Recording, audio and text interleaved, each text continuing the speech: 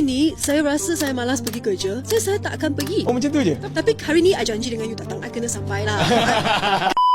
Bukan semua orang boleh jadi entrepreneur. Nak jadi entrepreneur adalah you kena self-motivated. You kena pandai motivasikan diri you. You tak boleh harapkan orang lain bagi motivasi. So, macam mana Christy Ng memotivasikan diri dia sendiri? Manusia is like ada ups and down dia kan. Macam mana you waktu down, you motivasikan diri balik. Pergi Korea ke? Saya okey je. You okay je? But How how I you motivate yourself myself? every single day? Sebab yelah, kita akan ada rasa hari malas kita ada rasa macam hari nak marah orang, kita akan rasa macam apa aku buat ni. You okay je? Kalau malas je tidur di rumah lah.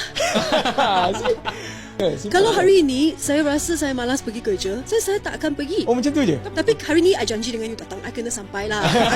Kalau tak ada janji siapa-siapa, I malas, saya tak pergi keluar lah. Tengok Netflix ke, pergi main pickleball ke, jalan-jalan, malas tak payah pergi kerja lah. So kalau ada something bad apple ke, you just relax, tenang, dan esok masuk Saya tak akan stress pasal bad apple punya. Saya tak rasa stress.